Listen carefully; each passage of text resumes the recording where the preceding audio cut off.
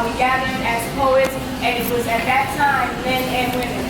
And then I remembered a friend of mine who was a very, very talented performer, and I wanted her to feature for one of my shows. But then at that time when I asked her, thank you, due to life, I noticed that she had gone through some things, and she needed that up and to remember who she was. So I asked her to feature for us. And she responded with, well, I don't perform in front of men. So I said, no problem. The next show, there will be only women. Would you perform then? She said, yeah, I'll prepare something. I remember from our days in college that this young person back then had performed the autobiography of Jane Pittman. And she did it on a level that it was unheard of back then. She could have been a performer on television. But then as life went on, she had gotten beaten down and she really literally forgot who she was. Her children didn't even know her talent. She was a graduate of Rutgers University at a master's level, but she had no faith in herself. So the night of her feature, we sold tickets for that performance. We offered the performance for women only. All of the people on the stage had to be a woman.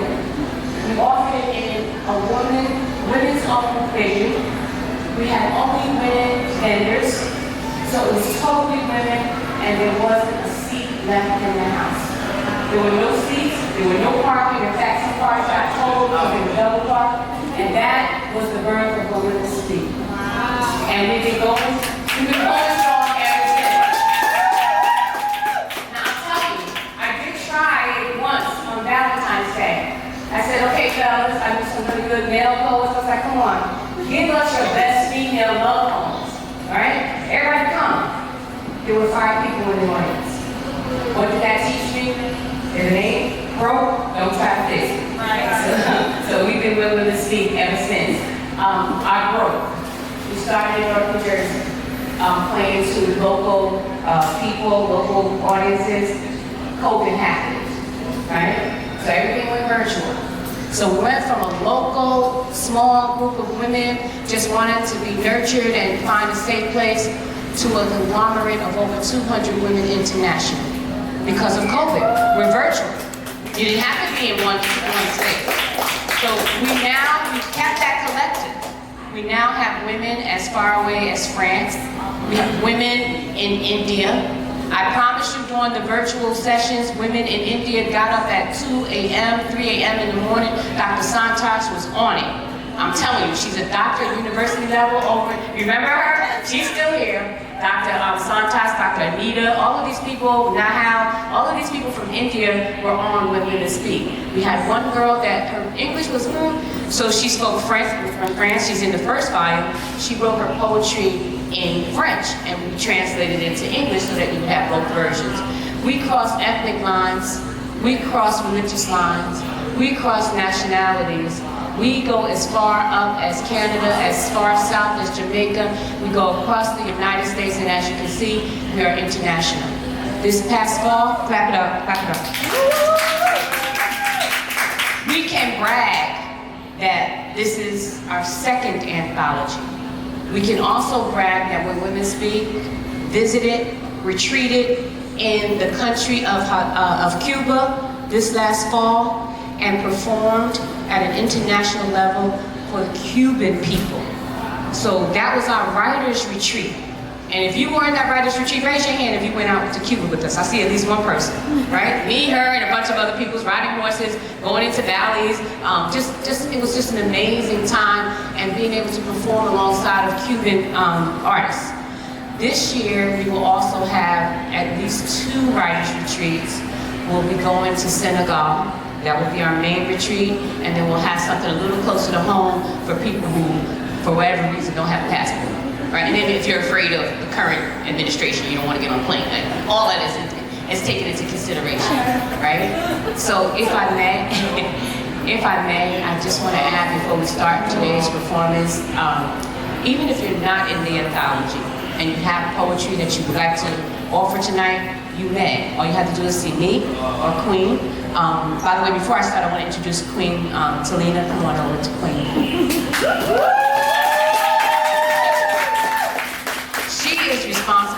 Women Speak being in this venue this evening. I'm gonna let her introduce herself because I'm sure I'll forget something and then I'll take the mic back. Peace and blessings, family. Shout out to all poets in the space, especially our brother poet laureate, Scott Pleasant in the house, poet laureate at Keynote. We have a lot of amazing poets. Rescue Poetics here, this is her hometown, but she wanted to be a poet laureate at Jersey City. We forgive her. Rescue Poetics and all of the other amazing folks. I'm the founder and president of Wordseed Inc. We produce Paterson Poetry Festival. We have some great news. If you can help us out by, liking subscribing to our YouTube channel, that would help a lot. And because we want to do live things for you for when you can't make it out. So subscribing to the channel will help with that. You can follow us on everything at Wordseed Inc. Our vice president is here, Felicia Sherrill in the back. She's also in the She is awesome. Really, really awesome. She does a lot of great things, so we are blessed to have her in the position that she is in for Wordseed Inc. Wordseed Inc. is a literary arts nonprofit organization. As I said, we produce the Paterson Poetry Festival. We also have a couple of other things, a little free libraries in the park.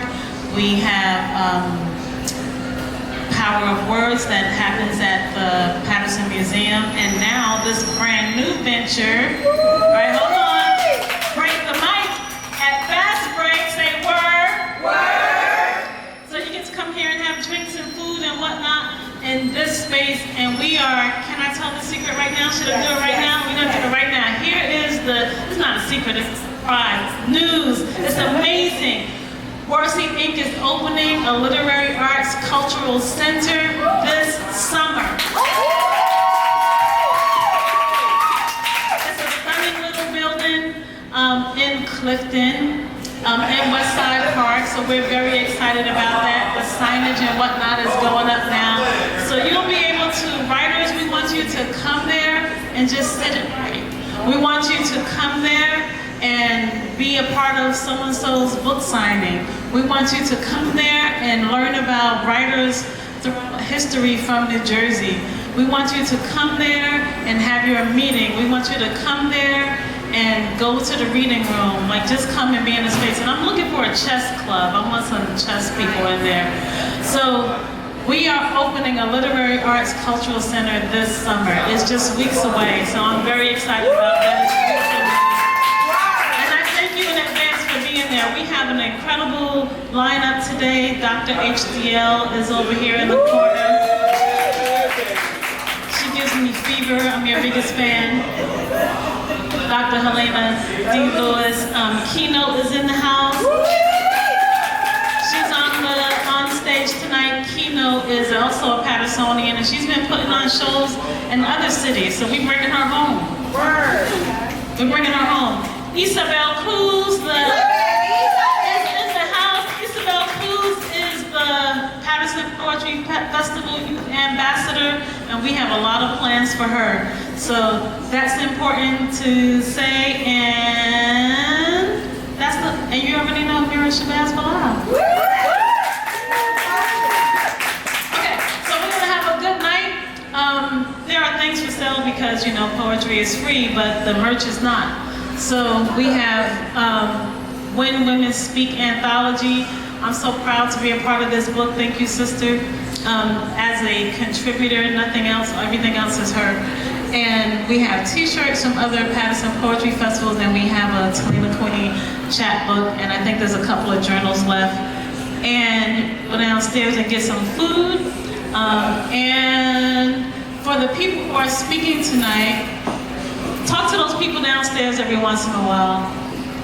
Just go. Word. So those are the things that we have, and this is our friend Yves-Mozart, who is recording tonight. He is pretty awesome. As you can see, he's a youth, and also the only man on the stage tonight. The only, no, not him, well, the only male performer on the stage tonight is Jacques Gillette with the homage.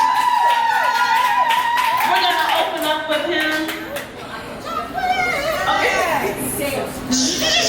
We're gonna open up with the Mirish Masmalal, and then we have our brother Jacques Gillette.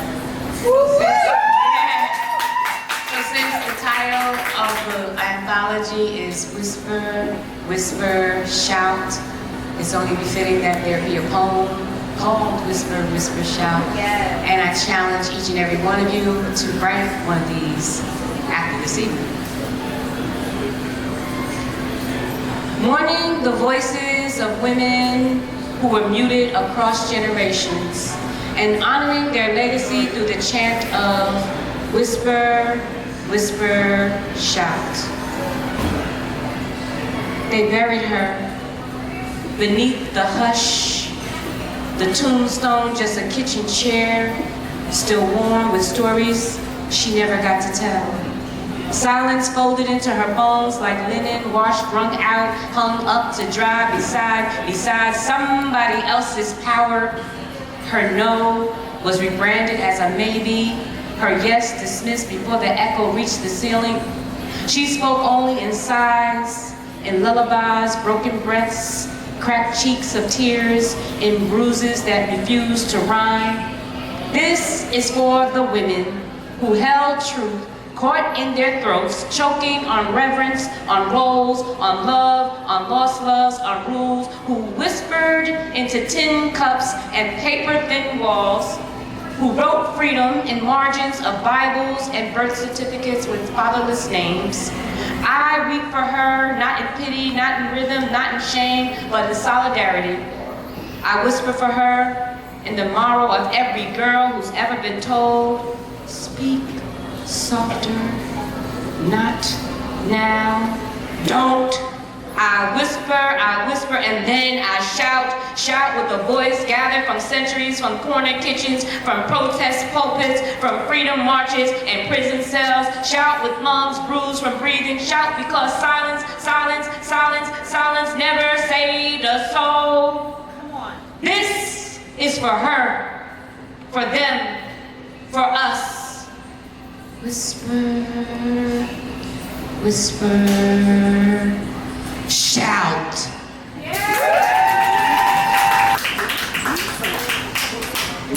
Can y'all hear me out there? Can we please give it up for Auntie Mary one more time?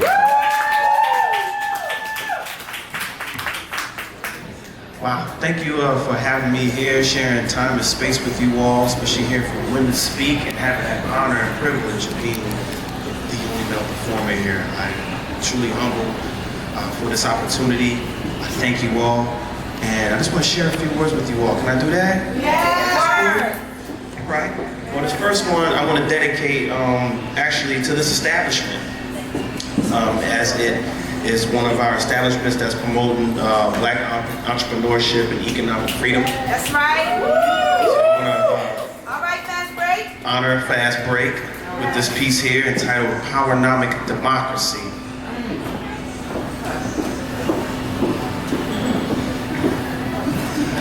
Better ways to build wealth to live forever and die free. Spiritually, physically, mentally, and economically. Now I'm gonna break that one down properly. Changing your frame. Going from knowledge to a wise dome, I mean changing your brain to a greater understanding of how to build wealth. Building for the family, community, and self. Collective participation for true powernomics. Being a prosumer with democracy and economics. Controlling your own materials and cultures. In the robbery of your capital from the claws of these vultures. You don't have to go at it alone, don't be alone. Everybody can't be a boss, but they can be an owner. Ownership and the assets in which your lives depend on. Stocks in the companies whose products you spend on. Selling the scores with new business accords. Unionized labor co-chairing boards.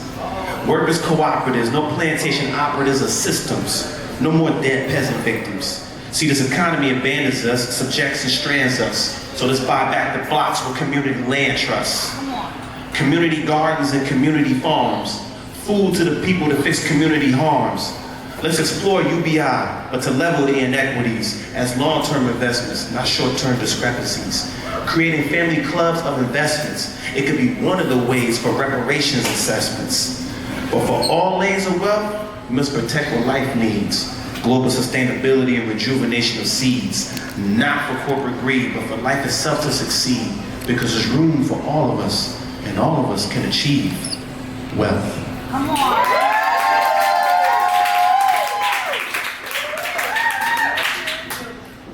For this final piece, it's dedicated to those who made us who we are, and who we will be.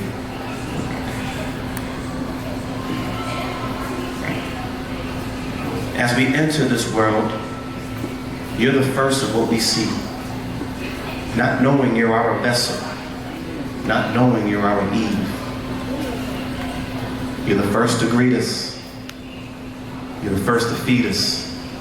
But most importantly, you're the first to teach us.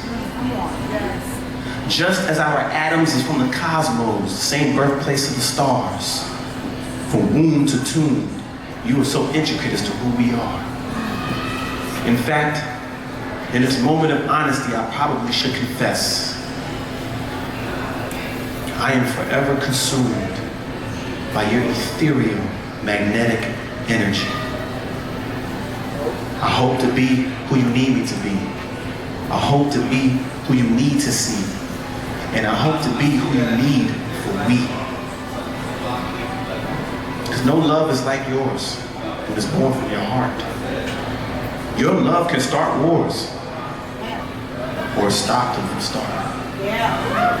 And no fury is like yours if you've been broken apart. We seek answers from your mind's home. We'll travel many distances and time zones, because you're the divine wisdom to our knowledge, the wise dome. You're the nurturer of our creations, backbone of every nation. It begins and ends with you, you creators of civilization. And when I see you, I see she, her, girl, woman, daughter, sister, aunt, mother, grand and great-grandmother, wife, princess, queen, goddess, life.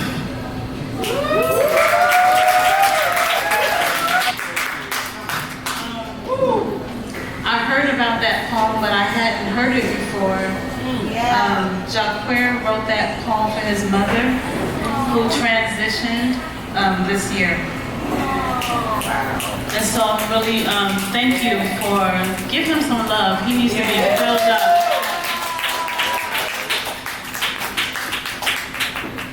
I think he was feeling nervous about doing it. He did the other poem first. He had to work up his energy for that one. So thank you, brother. We appreciate you for that transparency and that vulnerability. Thank you so much. All right, so we're gonna do some more poetry. But first I have to work. Is that all right? All right. All right. Okay, so let's see. This event is very special today because we are minding our Black-owned business. Yes.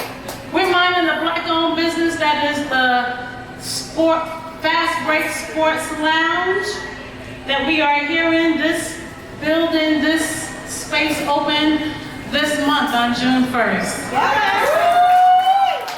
And since then they hosted a whole bunch of things, but before it opened, the owners brought me up here and said, Queen, we need poetry in the space. And so you all are a part of the vision for this Black-owned business. The other thing that's very special today is, as you already know, When Women Speak has this anthology out. Right. And Wordseed Inc., we got all these different Black-owned, Black-led businesses doing the doggone thing. So that's what is very special about today, a collaboration. We should be working together, and that's what you are witnessing tonight, and we hope that you have a great time. So, Wordseed Inc.'s mission is to give voice and support to writers of every age and skill level within our diverse communities. We believe that literacy has the power to craft the trajectory of a person's life. Our vision is to ensure that everyone has both the access and the tools to use words. Say word. Word. We start with the seed that is the basic literacy in very young children and continue our exploration into the many blooms and blossoms that language becomes as an artistic expression of the mature writer. All right, so what else we have here? Paterson Poetry Festival is in its 8th year. Woo! It is now a month-long event. That's a good thing to clap for. This year we're doing 8 years, 8 venues, 8 events. So in October we're gonna have that beautiful Infinity 8, so look out for that. We'll start the countdown at 100 days, 99 days until Paterson Poetry Festival. And before I come and let the rest of the folks, let me see, I think that's it for this, because this one actually was designed for Poetry Festival. So, coming up to the stage, our beautiful, beautiful sister, Vice President of Wordseed Inc., reading from the When Women Speak anthology, which she is included in, Felicia Sherrill. Everybody say word. Word. Thank you to our sister Amira. Thank you for the platform of When Women Speak. Thank you to Fast Break. Y'all doing y'all thing down there. Hey y'all. Hey. And thank you all for coming out. This is called The Pushover from Whisper, Whisper, Shout. I am karate, I am cooking class, I am clarinets, I am cleats, I am kickball, kittens, crayons, and cookies in a jar, screaming, they're all gone. I am dieting, I am overeating, I am flashing, I am graying, I am thinning, I am in my feelings. I am by your bedside, I am at her bedside, I am me and you, us never part, I am leave my bedside when I am sick, cause I am push. I am lover, I am love her, I am ride or die, I am divorce. I am sister, I am auntie, I am best friend, I am daughter, I am sometime disorderly. All right now. I am don't ignore her, I am support her, I am court her, I am warn her, I am don't abort her, I am grandmother's hot toddy, I am sleepover at auntie's, I am beads and braids on Easter Sunday, I am eyes that lose you, I am hands that soothe you, I am prayers that heal you, I am breath that warms you. I am talk too much, I don't talk enough, I am not speaking when I should, I am speaking when I shouldn't, I am woke, but I am tired. I am football practice, I am baseball games, I am cheerleading outfits, I am annual exams, I am, again, broken frames, I am teacher conferences, I am half asleep at the recital, I am better taste in shoes than Fashion Week, I make a Marshall's dress look like sex, I am the casual look with the right belt, I am a graceful goddess better than any glossy gook on the gram, I am that. Yeah, but also I am trauma, I am angry, I am fear, I am unlikable, I am depression, I am ugly, I am unloved, I am suicidal. But I am brick by brick, I rebuild, I am resilience, I am perseverance, I am persistence, I am progressively proceeding with purpose, I am positively the promise. I am plowing past perfection. I am planting peace. I am praise. I am presenting these popping poems like a poet with pinpoint precision. I am passing the torch. I am pushing past pain without permission. I am perpetually practicing principles to preserve and position me past the plot. I'm trying to prevent the pit, because I am prayer. I am power. I am push. I am woman. Thank you. I'm so excited. We have Isabel Cruz coming to the stage, and I'm going to go back there and put her face up there so that you see it. But you can see her face all the time. She is amazing, amazing, amazing, but I'm going to let you experience that for yourself. Ladies and gentlemen, give it up for Isabel Cruz. Thank you, Queen. Thank you, Queen. Thank you, Amira, for having me and for publishing this book. I'm going to do my one poem that is in the anthology. This is called Motherly Love. Hush now, my baby, be still, love, don't cry. Sleep as you're rocked by the stream. Sleep and remember my last lullaby. I'll be with you when you dream. Just think of what a mother would do for her child.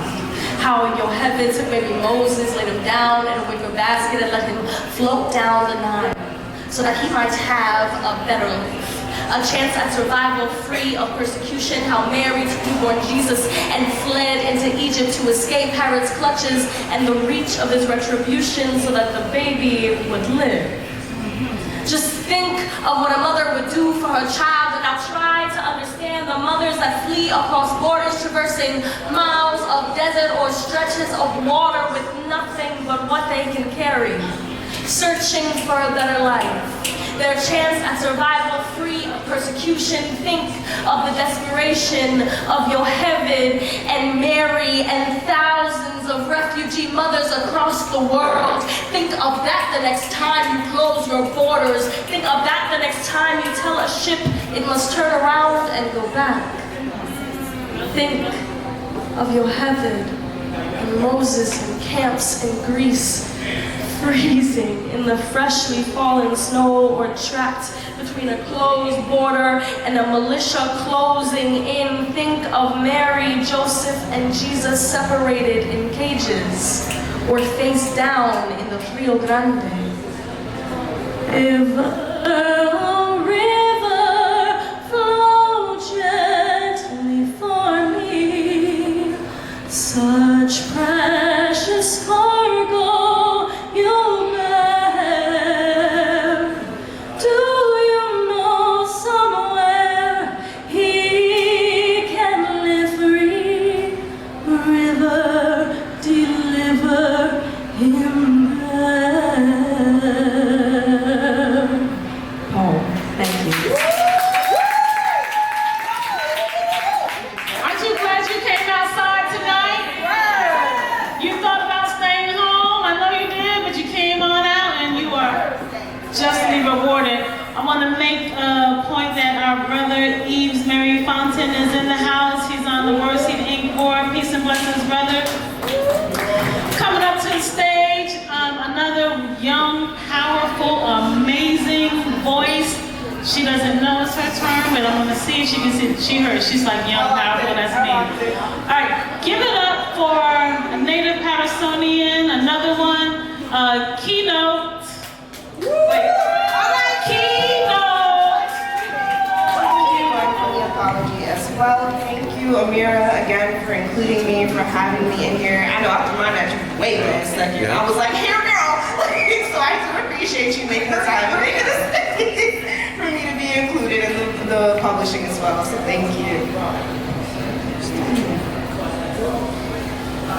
My therapist asked for a word I associate closely with childhood.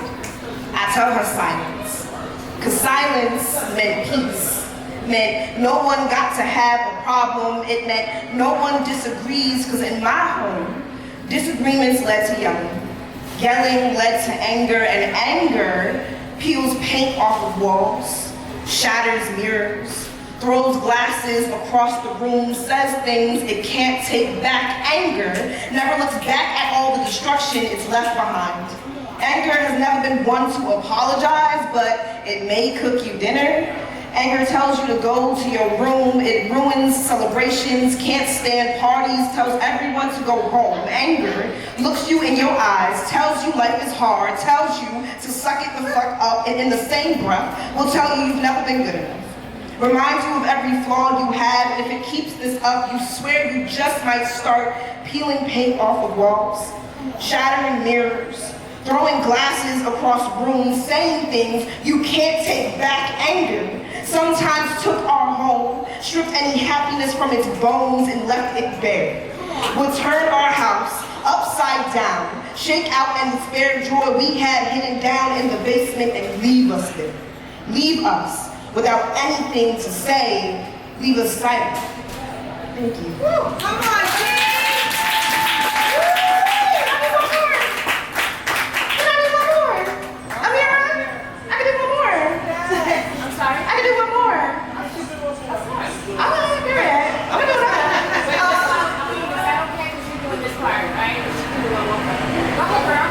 I just be taking over people's lives, don't mind me. Get it, Key? I always love doing this one because it's just like, this is such a perfect home for this environment, for this space, for us people. So, and I know everyone here will pretty much understand it. So we get on the topic of religion, right?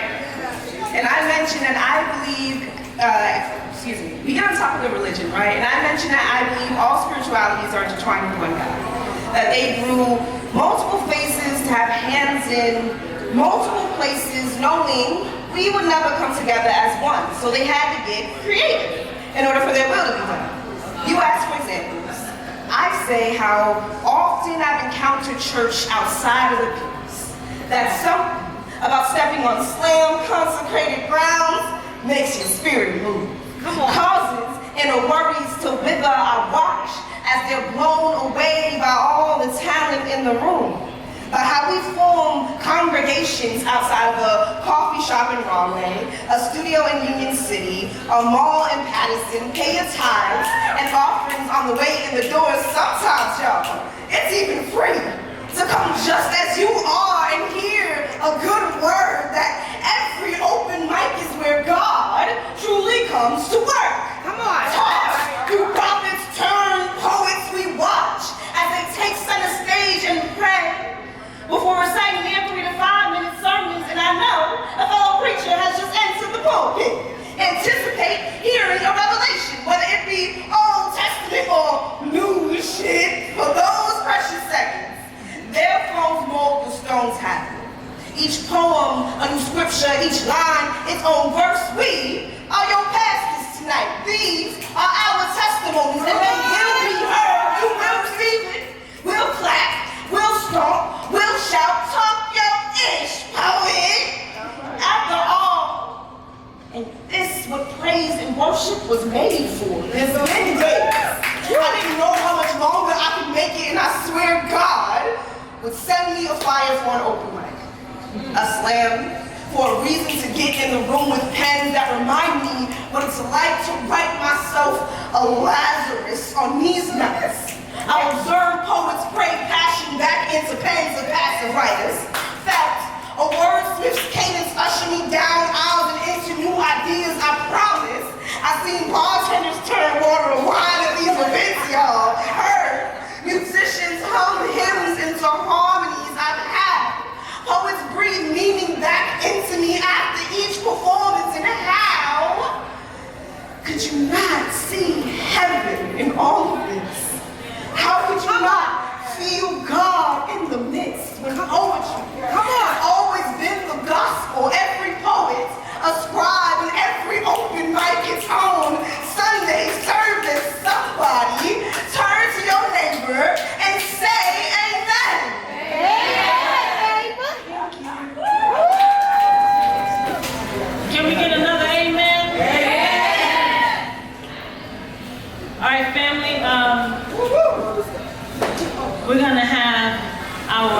Sister Rescue Poetics come up here. Rescue Poetics, When women speak. When women speak. Cuando mujeres hablan. When women speak, we are reminded that kindness is not weakness. Cuando mujeres hablan, hablamos de nuestra cultura, vida, de donde nuestras espacios nos dejan. Articulate with more than voices. When women speak, whispers of wisdom tell forgiveness does not erase the story. When women speak, actions of sacrifice, moments of pain, lifetimes of vulnerabilities, lessons in defeats, encouragement through victories. Cuando mujeres hablan, when women speak, bending and never breaking, hablamos de nuestros corazones con tranquilidad y al paso, hablamos con acción, pasión y directamente. When women speak, we hear a community of stillness, give voice to the silent, embrace the wayward, welcome your voice in a universe of voices. When women speak, the language is based in love, built on a foundation of lessons forced and created, giving strength to otherwise ignored.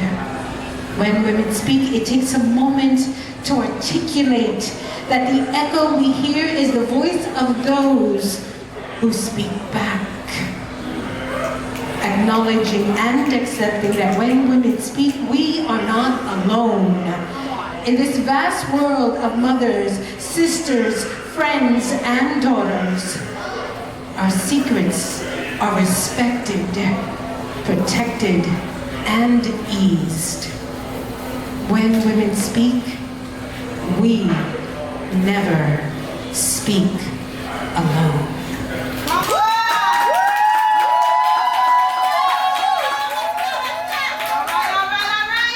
And that was in the first anthology, the When Women Speak anthology, and that's also available.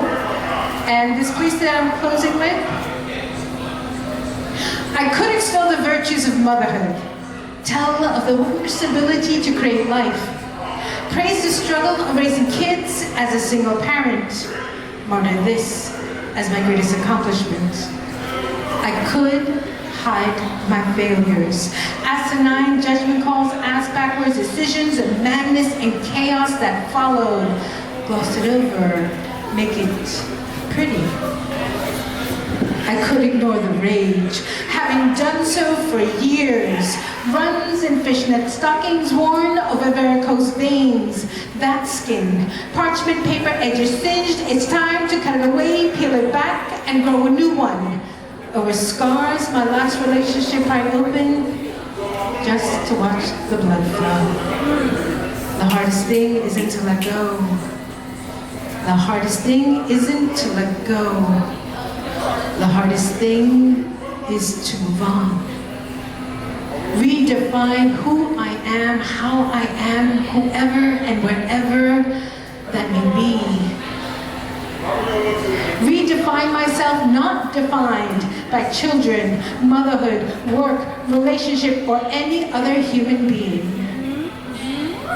To be in the power of the moment. To walk forward in the strength of knowing. At the mouth of change, I dare to look back. My shedding scattered like breadcrumbs on a path I no longer travel. Maybe I like that. Today, I don't know how true that is.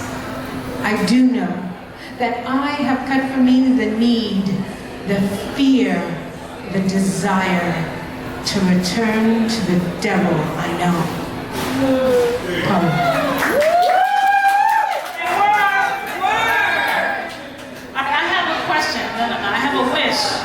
is positive and can be reading tonight? All right. This is Black Jesus. I know. If you want to read it with me, it's on page 172, but you got to have a copy. I know. I know. I know. I know. I know.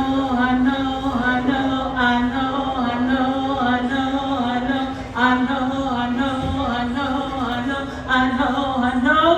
I know it won't be long.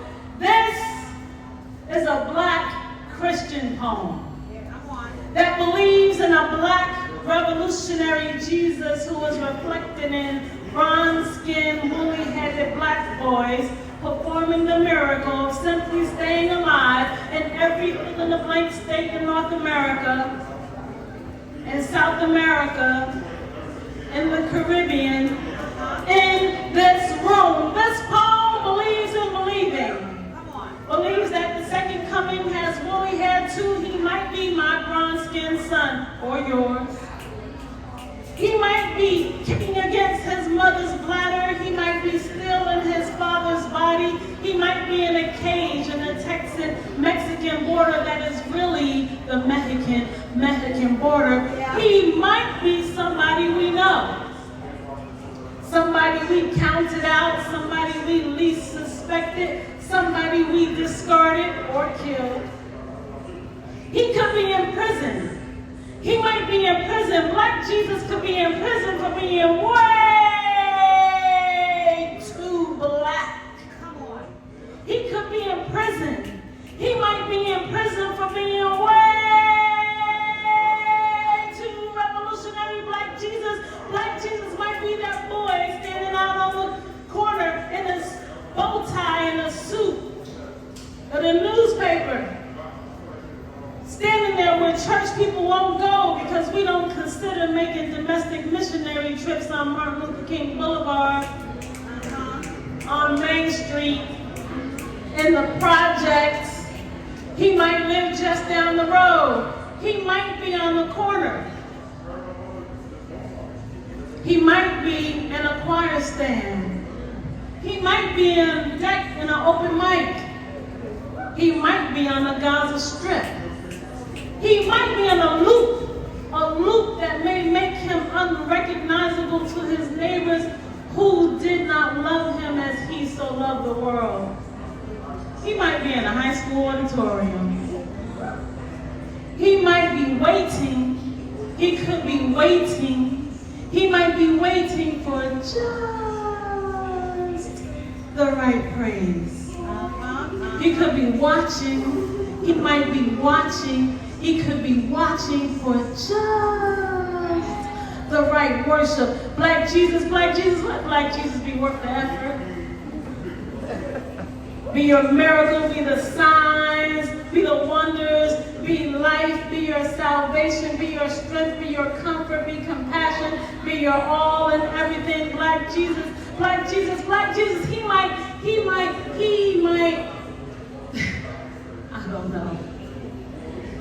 I don't know where Black revolutionary Jesus is.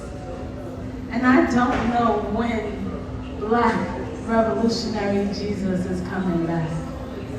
But I know, I know, I know, I know, I know, I know, I know, I know, I know, I know, I know, I know, I know, I know, I know, I know it won't be long.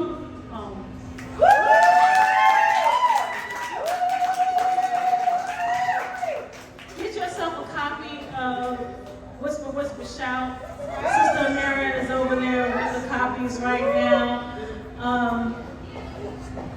My sister, listen, everybody needs a little HDL in their life. Say word. Everybody needs a little HDL in their life. to the spot is Dr. Helena P. Lewis. You need another HDMI, give a little Word. Okay, so clearly I'm performing for 3 people. Black boy. Oh, I can't sing. You just act like I can. Black boy, I love you. I will never try to hurt you. Black boy, I love you. I will never try to. Black boys learn different.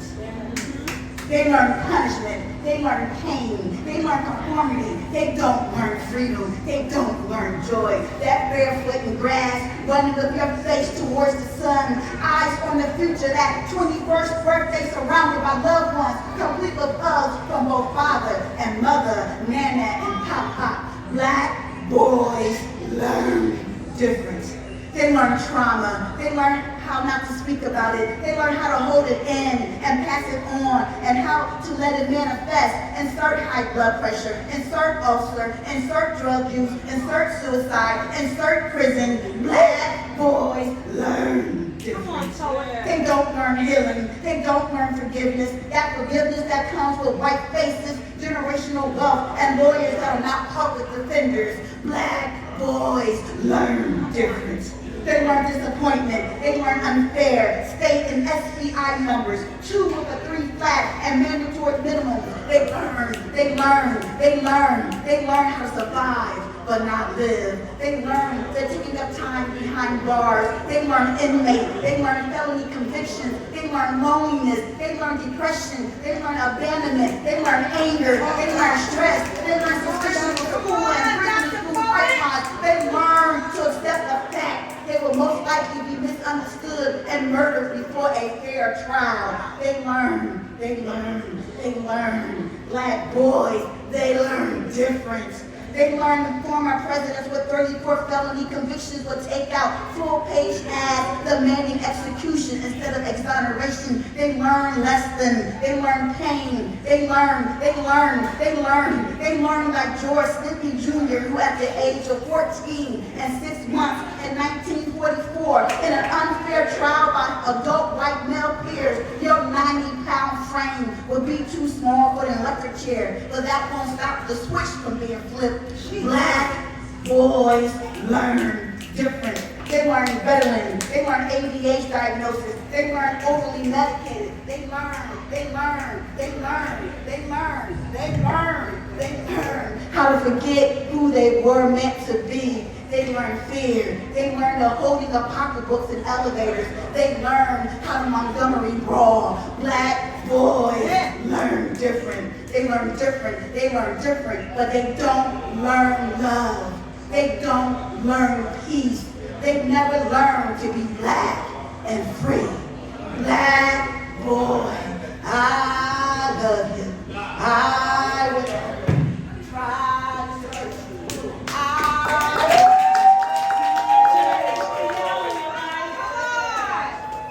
You need a little bit of HDMI in your life. Oh, aren't you glad you're here? Yes. Listen, another person, there's a lot of people. I'm happy because there's a lot of people in here that I'm just in love with their poetry, with their presence. And one of those people is wearing purple tonight. Come on, somebody. So we're going to have a little bit of positive in this space. Aren't you positively excited to hear positive? Yes, ma'am. Somebody say word. Word. And she brought the baby girl with her like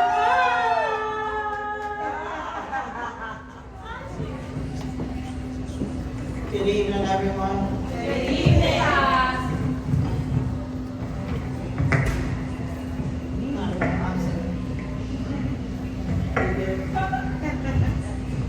Say hello.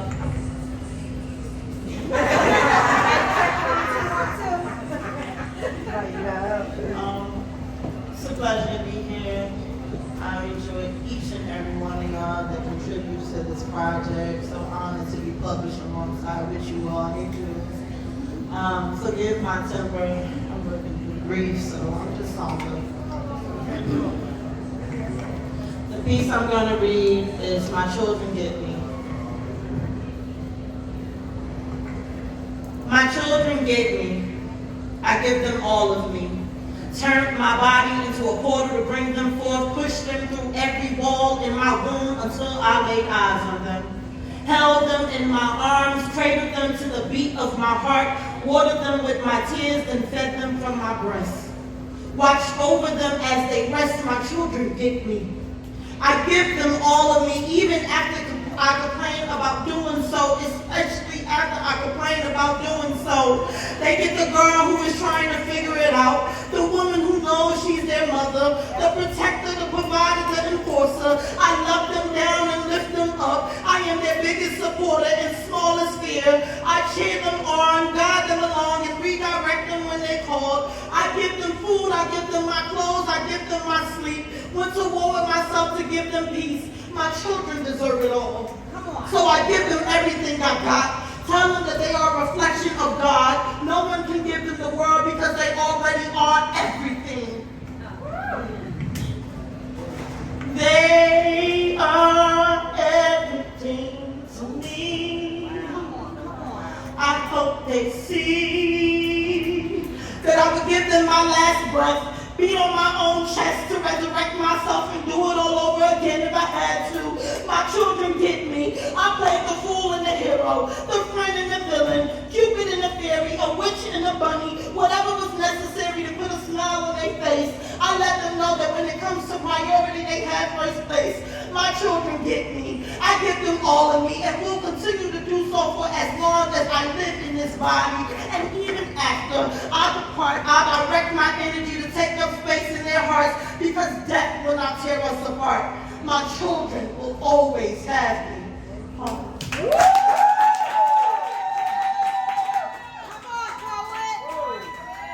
Amira, I think we have to do an audio version of the book. Yes. So listen, you need two things. You need the book, you need the books, volume 1, volume 2, and you need to follow wherever the women will be speaking so you can really feel how these poems are intended to be felt. All right, so come on, Kendi Love.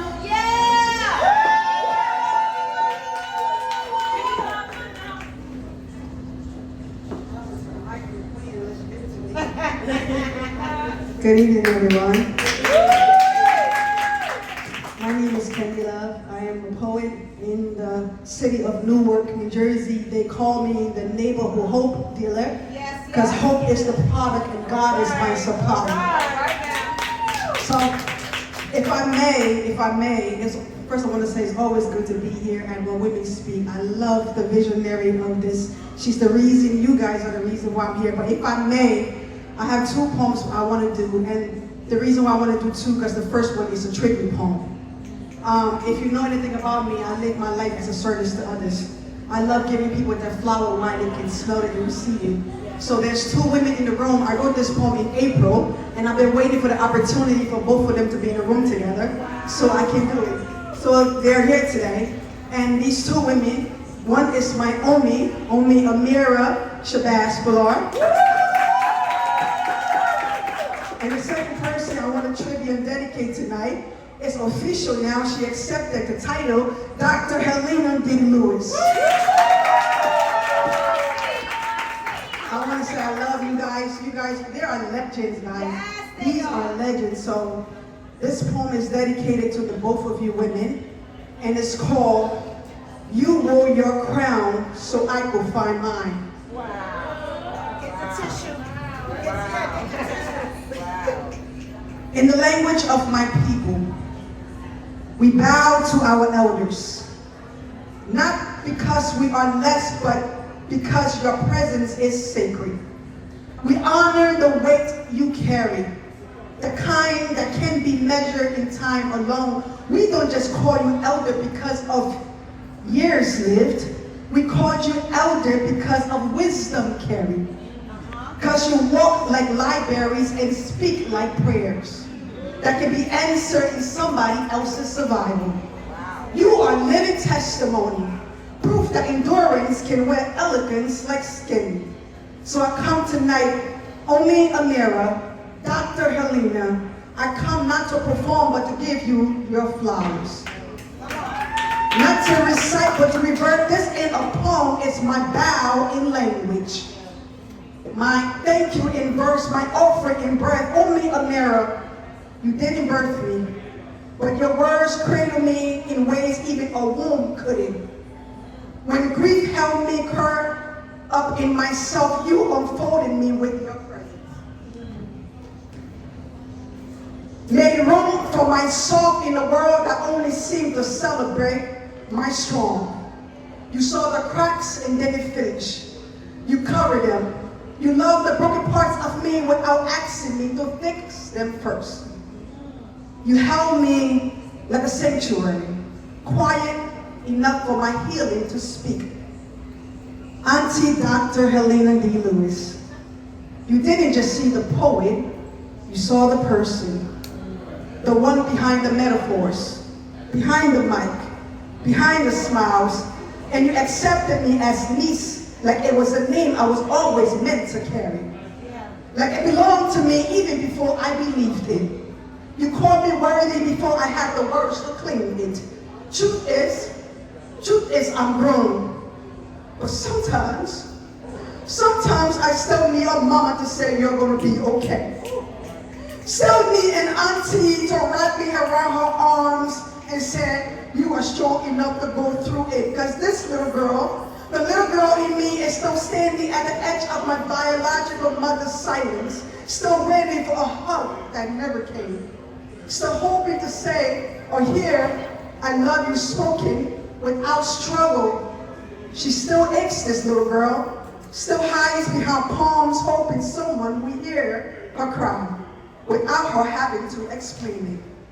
But in your presence, she finds a place to exhale. You too, you didn't just pour into me, you restored me. Love me with intention, cover me with kindness, and wore your titles like crowns, not the kind made of gold, but the kind made of grace. The kind passed down through lineage, threaded through sacrifice, worn with humility and power. So I give you your flowers while you are still breathing, not when your name is etched in stone, but right now, right here, while your laugh still fills the room and your presence still holds me. Because too many women like you go on love out loud, unthink, unseen, uncelebrated, but not on my watch. This poem is my offering. This might be my altar. These words be my vow. I bow to your power, to your softness, to your survival, to your yes, to your keep going, to your I got you. To the way you saw me and didn't look away. To the way you whisper, live, Amira. The way you whisper, live, and meant it. Because of you, I don't just write, I testify. I just don't speak, I remember. I don't just perform, I become the story. Become the proof. Become the praise. May your names echo louder than silence. May your love be a fire that never burns out. Only Amira, Auntie Dr. Helena, these words be my incense. And every breath I breathe carry the strength of your spirit. I love you.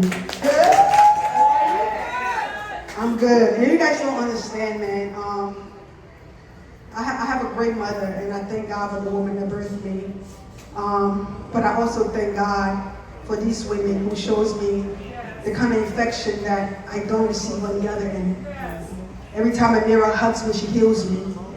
Every time Helena smiles to me, she heals me.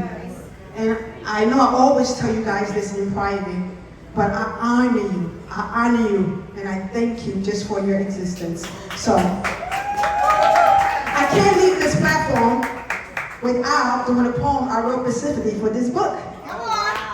Amira gave us a challenge, so I fulfilled the challenge. So, this is called, well, this is, it's Whisper, Whisper, Shout, right? But it's called The women who turn silence into sound. And this is a true story about my life, guys. I was born in a war cry. Not the kind that shatter glass, but the kind that cradles the broken while still daring to sing my lullabies was sirens.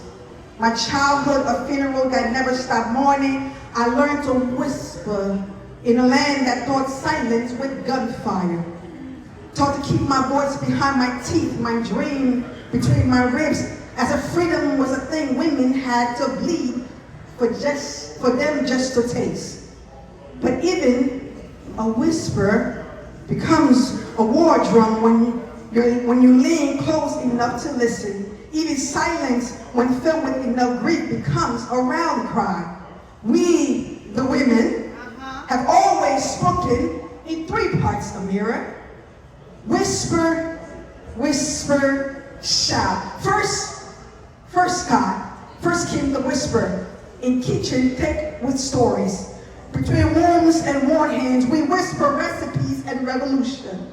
Breeding survival into scalps, hid dreams in head wraps, and stitched strength into seams. Then came the second whisper, the one we wrote in journals in jail cell, the kind that tastes like truth but sounded like rebellion. We whisper into spaces we weren't meant to exist loudly. Scribble poems in margins because they wouldn't give us pages. Still, we wrote things that move mountains. When we shout, the shout came. The shout came, oh, when the shout came. Yeah, it was not an echo, it was an earthquake. It was Harriet stealing stars for a map. It was sojourners chilling moans with the questions. It was Nina Simone's in a minor. Yeah, singing what justice couldn't pronounce. It was a survivor turned the neighborhood hope dealer. Spelling truth from Newark to the clouds. It was you. It was you. A mosaic of every mother who ever lost a child and found her power in the hollow of the egg. We are no longer asking for permission to speak. We are the permission slip. We are not waiting to be called on. We are the call. We are the voice in the quiet. Not begging for rescue, but declaring presence. Our stories are not soft.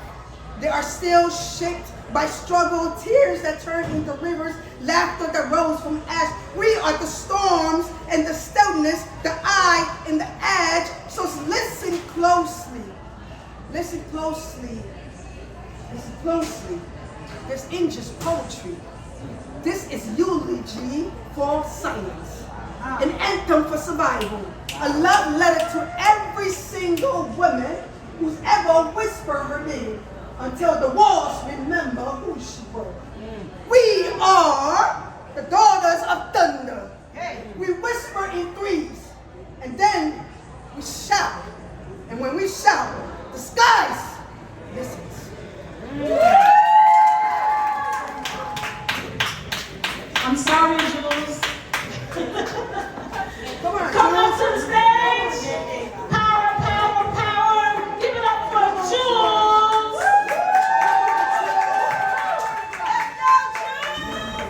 Morning after. The morning after, I wish for the campaign signs to disappear as quickly as Halloween decorations. But the brave markers remain, beneath them hopes for change. October leaves shifted colors, not politics. Stripped themselves from the trees and fell from the sky as if the dead had a ticker tape parade. Trees extend their branches, but they can't reach the oxygen they need. The colors run from red to blue and the nation bleeds. In the distance, the purple monster grimaces under golden arches, and only the rich are happy with the meals they spoon feed us. Parked at the chain coffee shop when I cast in my vote. Closed doors silence the siren, not back on my bucks. I don't wish to be part of your social studies project, so don't project your thoughts on me. Come on. It's still fall, and after all of this, don't tell me it is what it is. When we are once again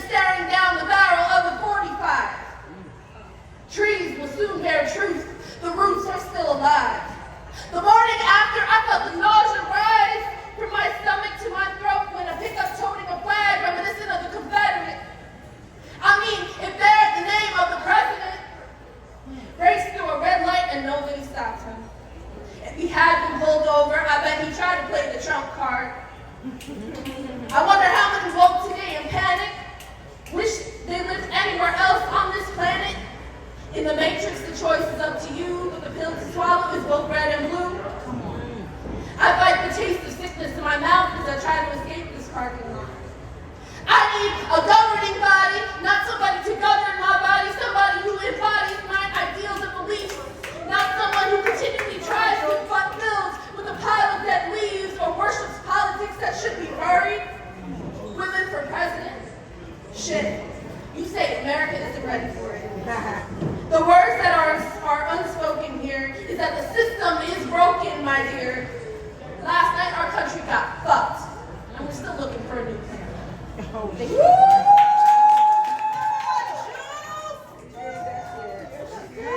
Somebody say word. Word. Coming up to the stage is Tabitha. Keep on clapping it up so she gets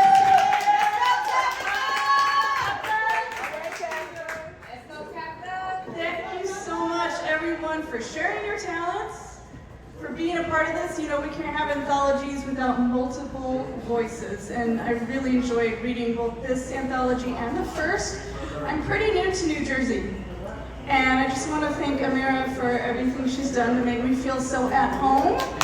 You gave a home to a poem that was 12 years old in the first volume, and that was incredible. I just want to share a couple poems tonight.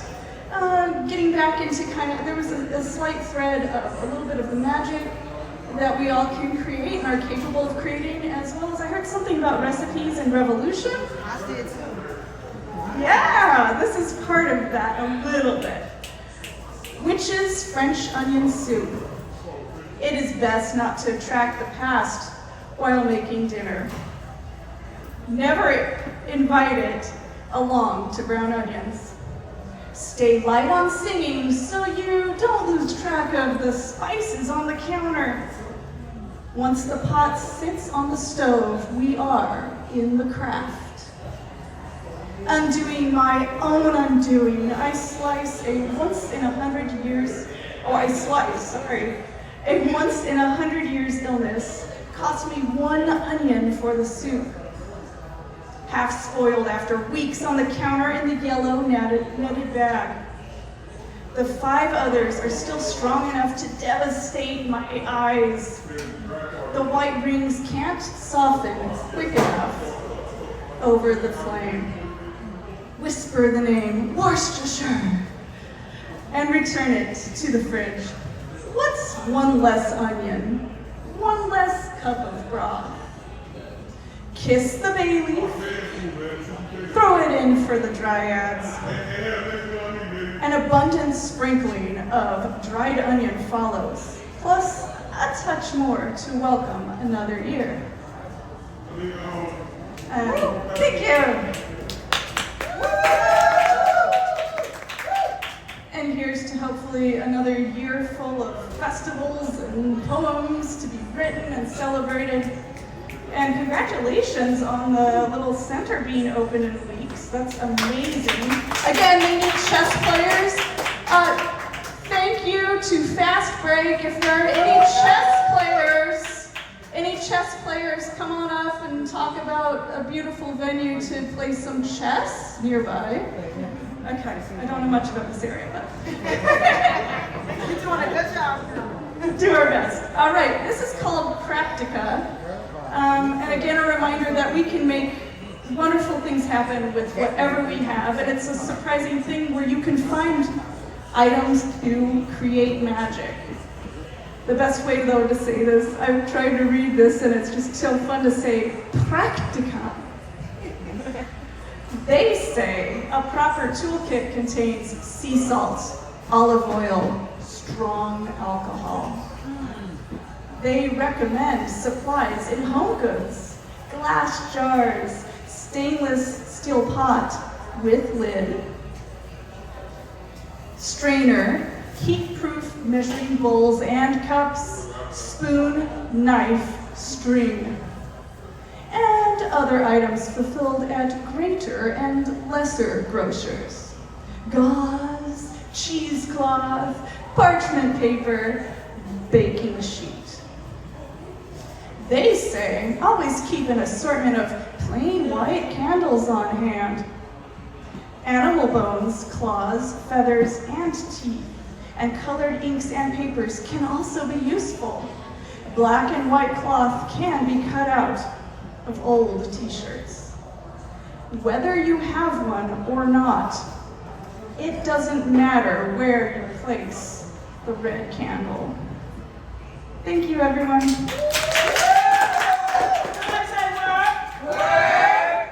These poems have jobs, okay?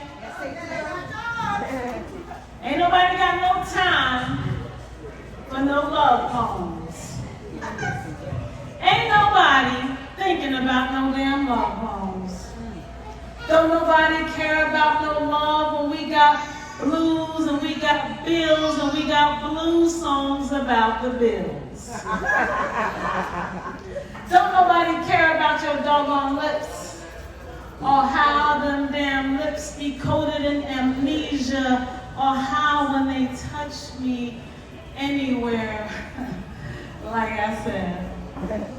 Ain't nobody got no time for no love poems. And even if we did have time for love poems, ain't we heard everything there is to hear about it? Love and lust and what love and lust wants us to do. Like I said, ain't nobody got no time for no damn love poems. We gotta get ready for war with these poems. Arm our children with these poems, record our history with these poems. These poems were intended to apprehend, the ones who weren't running away, got taken away, are still away, and can't find their way back home, even with the right to abode.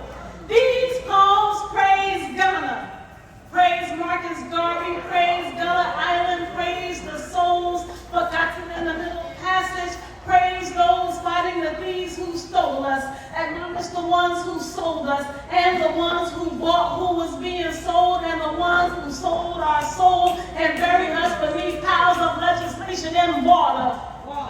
So much water. These are protest poems. Anybody got no time for no damn love poems?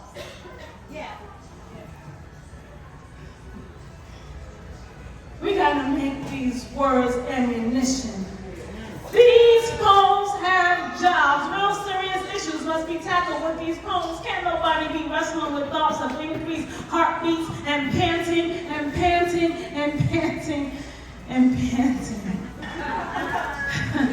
And like I said, ain't nobody got no time for no love poems, no. Somebody got to write about blood and bullets and pain and poverty. Somebody got to write about real racism and all the damn isms and the cousins of the isms. And somebody got to write about caring. Ain't nobody got no time for that. So we ain't got no time for love poems. No. And even if we did have time for love poems, your body, that is my body too. And our tired souls, which are tired souls, and old souls too, would blend with heart and mind, and we make the kind of love that be producing love children who we be writing poems to and for and about, like this one that wasn't trying to be no damn love poem. But man, ain't it love that make us write these damn poems?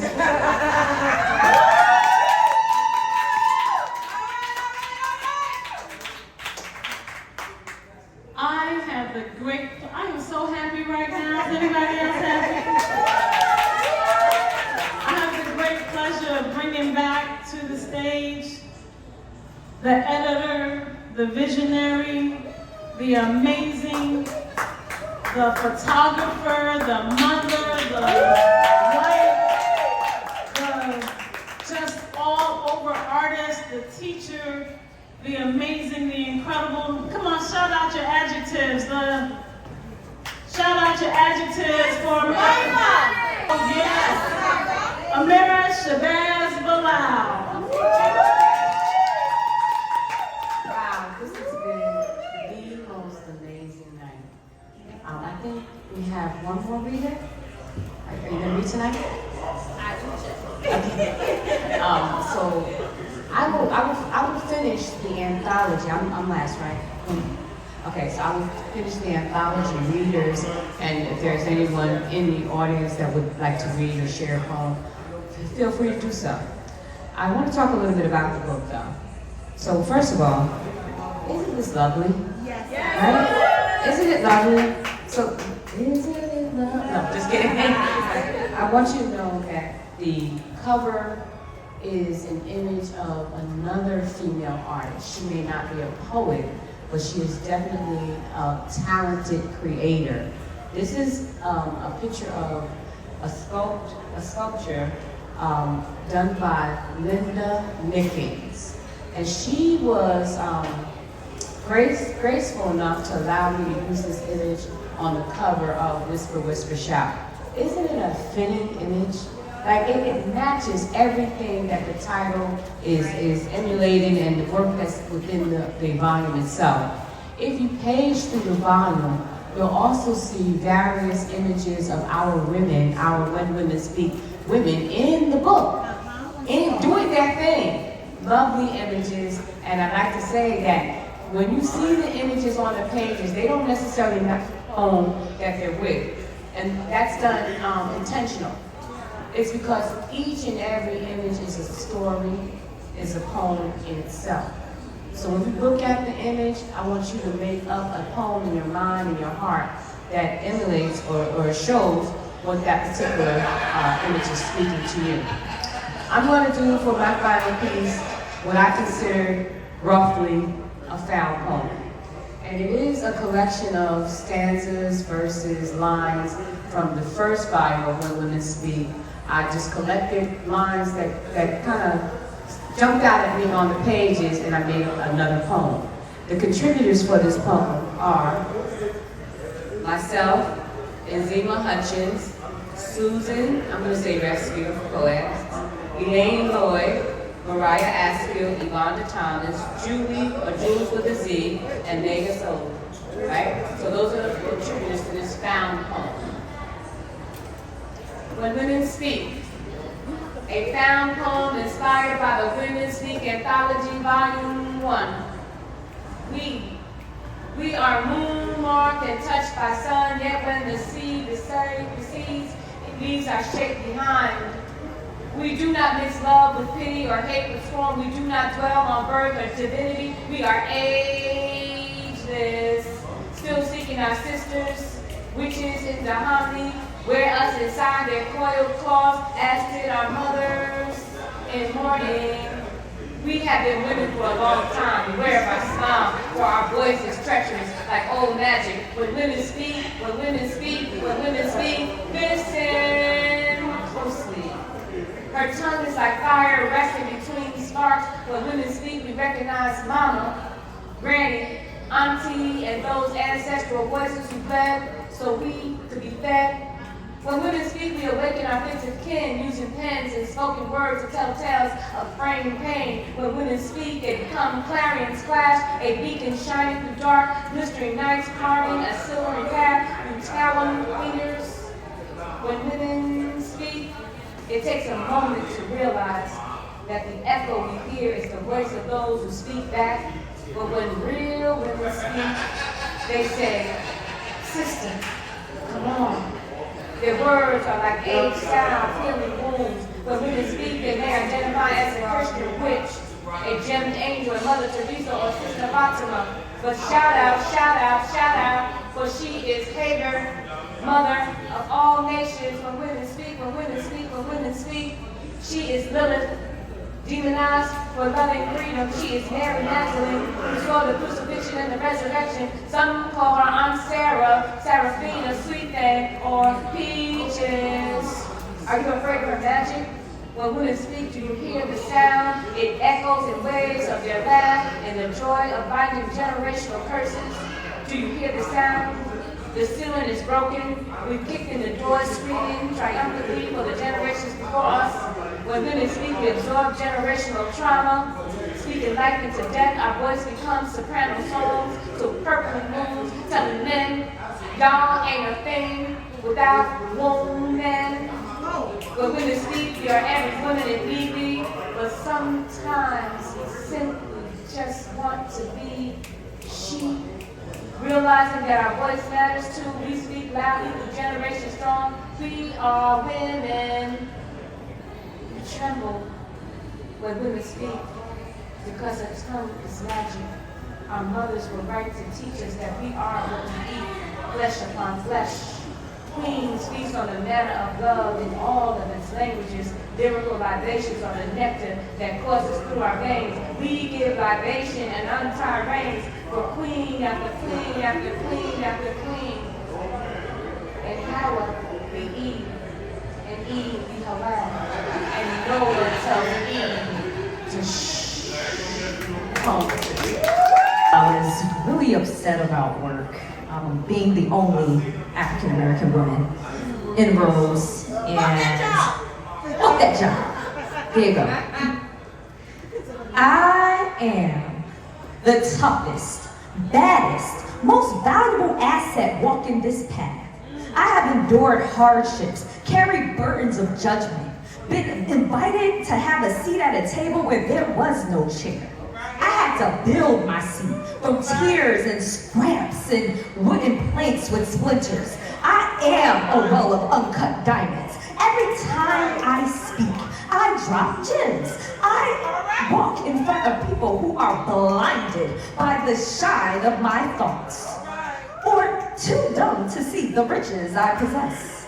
I walk with assurance, even in the roughest terrains. Spectators find me fascinating, but show me disdain. Swimming in the sea salt of their emotional waves. See, God said you are the fiercest of them all. They try to cut you down, but you will stand tall. Your tears water the dreams, and you will keep on glowing. I'm a black woman in corporate America. I must keep on going.